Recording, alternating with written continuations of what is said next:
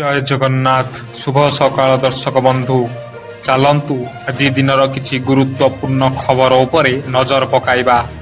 ତା ପୂର୍ବରୁ ଆମ ଚ୍ୟାନେଲକୁ ନୂଆ ଆସିଥିଲେ ଚ୍ୟାନେଲକୁ ସବସ୍କ୍ରାଇବ୍ କରି ପାଖରେ ଥିବା ବେଲ୍ ଆଇକନକୁ କ୍ଲିକ୍ କରି ନିଅନ୍ତୁ। ପ୍ରଥମ ଖବର, ଆସନ୍ତା ମାର୍ଚ୍ଚ 2 ତାରିଖ ସୋମବାର ଧାର୍ଯ୍ୟ ହେବ ରତ୍ନ ଅଳଙ୍କାର ଗଣତି ମଣତିର ତାରିଖ, ସମୟ ଓ ଶୁଭବେଳା। ସେହିଦିନ ହିଁ ଅନୁଷ୍ଠିତ ହେବ ଶ୍ରୀମନ୍ଦିର ପରିଚାଳନା କମିଟି ବୈଠକ। ବୈଠକରେ ନିଆଯିବ ଚୂଡ଼ାନ୍ତ ନିଷ୍ପତ୍ତି। ଗୁଣ୍ଡିଚା ମନ୍ଦିର କେବେ ଖୋଲିବ ତାହା ମଧ୍ୟ ଚୂଡ଼ାନ୍ତ ହେବ। ଗଜପତି ମହାରାଜାଙ୍କ ଅଧ୍ୟକ୍ଷତାରେ ଅନୁଷ୍ଠିତ ହେବ ଏହି ବୈଠକ। ପରବର୍ତ୍ତୀ ଖବର, 2026ର ପ୍ରଥମ ଶକ୍ତିଶାଳୀ ବାତ୍ୟା। ବର୍ତ୍ତମାନ ବଙ୍ଗୋପସାଗରରେ ଲଘୁଚାପ ଯୋଗୁଁ ତେଲେଙ୍ଗାନା ରାଜ୍ୟରେ ବର୍ଷା ହେଉଛି। ଭାରତ ମହାସାଗରରେ ହରିସାଓ ନାମକ ଏକ ବଡ଼ ଘୂର୍ଣ୍ଣିଝଡ଼ ସୃଷ୍ଟି ହୋଇଥିବାରୁ ଲୋକମାନେ ଭୟଭୀତ ହୋଇପଡ଼ିଛନ୍ତି। ପାଣିପାଗ ବିଶେଷଜ୍ଞମାନେ କହିଛନ୍ତି ଏହା ଏପର୍ଯ୍ୟନ୍ତ ବର୍ଷର ସବୁଠାରୁ ବିପଦପୂର୍ଣ୍ଣ ଘୂର୍ଣ୍ଣିଝଡ଼। ଘଣ୍ଟା ପ୍ରତି 260 କିଲୋମିଟର ବେଗରେ ପବନ ବହିବାର ସମ୍ଭାବନା ଅଛି। ତେବେ ପାଣିପାଗ ବିଭାଗ କହିଛି ଏହା ଭାରତ ଉପରେ କୌଣସି ପ୍ରଭାବ ପକାଇବ ନାହିଁ। ଦକ୍ଷିଣ ପଶ୍ଚିମ ଭାରତ ମହାସାଗରରେ ଏହି ବାତ୍ୟାଟି ରହିଛି। ପରବର୍ତ୍ତୀ ଖବର, ରଥଯାତ୍ରା ପରିଚାଳନାରେ ଆସିବ ବଡ଼ ପରିବର୍ତ୍ତନ। ଗତ 2 ବର୍ଷର ଅଭିଜ୍ଞତା ଓ ଘଟଣାକୁ ଦୃଷ୍ଟିରେ ରଖି ଚଳିତ ବର୍ଷ ତ୍ରୁଟିଶୂନ୍ୟ ରଥଯାତ୍ରା ପାଇଁ ଅଣ୍ଟା ଭିଡ଼ିଛନ୍ତି ରାଜ୍ୟ ସରକାର। 42 ବର୍ଷ ପରେ ସଂଶୋଧିତ ହେବାକୁ ଯାଉଛି ରଥ କୋଡ୍ 1983।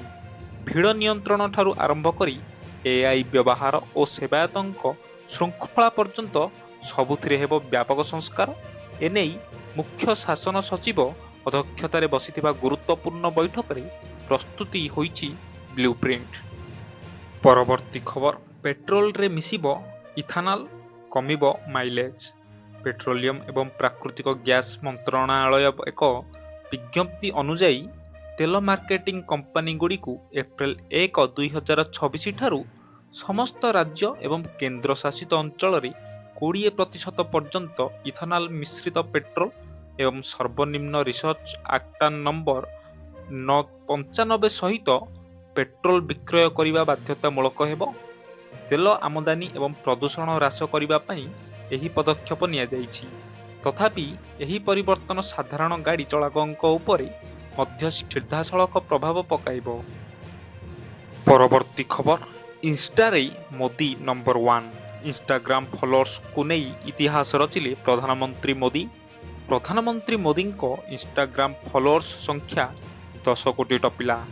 ବିଶ୍ୱର ପ୍ରଥମ ରାଜନେତା ଭାବେ ଇତିହାସ ରଚିଲେ ପ୍ରଧାନମନ୍ତ୍ରୀ। ଦ୍ୱିତୀୟ ସ୍ଥାନରେ ଅଛନ୍ତି ଆମେରିକାର ରାଷ୍ଟ୍ରପତି ଡୋନାଲ୍ଡ ଟ୍ରମ୍ପ। ପରବର୍ତ୍ତୀ ଖବର, 200 କୋଟିର ଗଞ୍ଜେଇ ତେଲ ଜବତ। ଓଡ଼ିଶା ଆନ୍ଧ୍ରା ସୀମା ଜଲାପୁଟ ଜଳଭଣ୍ଡାର ନିକଟ ଜଙ୍ଗଲ ଅଞ୍ଚଳରୁ ଠାବ ହୋଇଛି ଗଞ୍ଜେଇ ତେଲ ଓ ତେଲ ପ୍ରସ୍ତୁତ ହେଉଥିବା ଅସ୍ଥାୟୀ ପ୍ରୋସେସିଂ ୟୁନିଟ୍। ଏଥିସହ 1000 କେଜିରୁ ଅଧିକ ଗଞ୍ଜେଇ ମଧ୍ୟ ଜବତ ହୋଇଛି। ଜବତ ଗଞ୍ଜେଇର ମୂଲ୍ୟ 5 କୋଟି ଟଙ୍କା ହେବ। ଜଳାପୁଟା ଜଳଭଣ୍ଡାର ସହିତ ପାଡୁଆ ଏବଂ ଓଡ଼ିଶା ଆନ୍ଧ୍ରପ୍ରଦେଶ ସୀମାରେ ଏହା ଚୋରାଚାଲାଣ ଚାଲିଥିଲା। ଖବର ପାଇ କୋରାପୁଟ ଏସ୍ପିଙ୍କ ନିର୍ଦ୍ଦେଶରେ ସର୍ଚ୍ଚ ଅପରେସନ କରାଯାଇଥିଲା। ପରବର୍ତ୍ତୀ ଖବର, ଦେବବ୍ରତ ମହାନ୍ତିଙ୍କୁ ରିମାଣ୍ଡରେ ଆଣିବ ଭିଜିଲାନ୍ସ। ଲାଞ୍ଚ ନେଇ ଧରାପଡ଼ିଥିବା କଟକ ସର୍କଲର ଖଣି ଉପନିର୍ଦ୍ଦେଶକ ଦେବବ୍ରତ ମହାନ୍ତିଙ୍କୁ ରିମାଣ୍ଡରେ ଆଣିବ ଭିଜିଲାନ୍ସ। 7 ଦିନିଆ ରିମାଣ୍ଡରେ ଆଣିବ। ଭିଜିଲାନ୍ସକୁ ସମସ୍ତ ତଥ୍ୟ ମାଗିଲା ଇଡି। ଗତକାଲି ଗିରଫ କରି କୋର୍ଟ ଚାଲାଣ କରିଥିଲା ଭିଜିଲାନ୍ସ। ଖଣି ଉପନିର୍ଦ୍ଦେଶକ ଦେବବ୍ରତ ମହାନ୍ତିଙ୍କ ଘରେ ଚଢ଼ାଉ ବେଳେ ମିଳିଥିଲା 4 କୋଟି କ୍ୟାଶ୍। ଆୟ ବହିର୍ଭୂତ ସମ୍ପତ୍ତି ଠୁଳ ଓ ଲାଞ୍ଚ ନେବା ଅଭିଯୋଗରେ ଗିରଫ ହୋଇଥିଲେ ଦେବବ୍ରତ ମହାନ୍ତି। ପରବର୍ତ୍ତୀ ଖବର, ଅଯୋଧ୍ୟା, ବେଙ୍ଗାଲୁରୁ ଓ ସୁରଟରେ ହେବ ଓଡ଼ିଶା ଭବନ। ମୁଖ୍ୟମନ୍ତ୍ରୀ ଶ୍ରୀ ମୋହନ ଚରଣ ମାଝୀ ଆଜି ନୂଆଦିଲ୍ଲୀଠାରେ ନୂତନ ଓଡ଼ିଶା ଭବନର ନିର୍ମାଣ ପାଇଁ ଶିଳାନ୍ୟାସ କରିଛନ୍ତି। ଏହି ଅବସରରେ ମୁଖ୍ୟମନ୍ତ୍ରୀ କହିଛନ୍ତି ଯେ ଏହି ନୂତନ ଭବନର ନିର୍ମାଣ ଶୈଳୀରେ ଓଡ଼ିଶାର ସମୃଦ୍ଧ ଐତିହ୍ୟ ଓ କଳା ସଂସ୍କୃତିର ପ୍ରତିଫଳନ ଦେଖିବାକୁ ମିଳିବ। ପୂର୍ବରୁ ଥିବା ଭବନଟି ପୁରୁଣା ହୋଇଯାଇଥିବା ସହ ସ୍ଥାନ ଓ ସୁବିଧାର ଅଭାବ ଥିବାରୁ ବର୍ତ୍ତମାନର ଆବଶ୍ୟକତାକୁ ଆଖି ଆଗରେ ରଖି ଏହି ନୂଆ ଭବନ ନିର୍ମାଣ କରାଯାଉଛି। ପରବର୍ତ୍ତୀ ଖବର ବ୍ରିଜ ଅଣ୍ଡାଳୁଛନ୍ତି ଟେକ୍ନିକାଲ ଟିମ୍। ବ୍ରହ୍ମପୁର ହଳଦିଆପଦର ଓଭରବ୍ରିଜର ଢାଞ୍ଚାଗତ ତ୍ରୁଟି ପ୍ରସଙ୍ଗ। ହଳଦିଆପଦର ବ୍ରିଜକୁ ଯାଇ ଅନୁଧ୍ୟାନ କରୁଛନ୍ତି ଟେକ୍ନିକାଲ ଟିମ୍। ହଳଦିଆପଦରେ 5 ଜଣିଆ ବୈଷୟିକ ଟିମ୍ ଅନୁଧ୍ୟାନ କରୁଛନ୍ତି। ଗତ 31 ତାରିଖ ଦୁର୍ଘଟଣାରେ 5 ଜଣଙ୍କର ମୃତ୍ୟୁ ପରେ ଅନୁଧ୍ୟାନ ଚାଲିଛି। ବ୍ରିଜର ଢାଞ୍ଚାଗତ ତ୍ରୁଟି ପରଖିଛନ୍ତି ବୈଷୟିକ ଟିମ୍। ପରବର୍ତ୍ତୀ ଖବର ଚାଲିଗଲେ ଘୋଡ଼ାନାଚ ଗୁରୁ। ବିଶିଷ୍ଟ ଘୋଡ଼ାନାଚ କଳାକାର ଉତ୍ସବ ଚରଣ ଦାସଙ୍କ ପରଲୋକ। 80 ବର୍ଷ ବୟସରେ ଆଖି ବୁଜିଲେ ଉତ୍ସବ ଚରଣ ଦାସ। ଅସୁସ୍ଥତା କାରଣରୁ ଚୌଦ୍ୱାରର ଘରୋଇ ହସ୍ପିଟାଲରେ ତାଙ୍କର ଚିକିତ୍ସା ଚାଲିଥିଲା।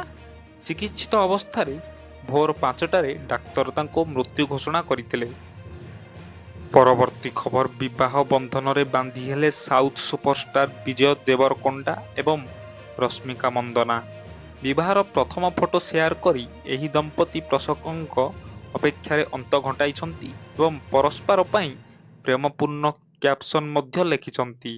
ଅଭିନନ୍ଦନ ଦକ୍ଷିଣ ଇଣ୍ଡଷ୍ଟ୍ରିର ହିଟ୍ ଦମ୍ପତି ବିଜୟ ଦେବରକୋଣ୍ଡା ଏବଂ ରଶ୍ମିକା ମନ୍ଦନା ବିବାହିତ। 7 ରାଉଣ୍ଡ ନେବା ପରେ ଦୁହେଁ ଜୀବନ ପାଇଁ ଏକ ହୋଇଯାଇଛନ୍ତି।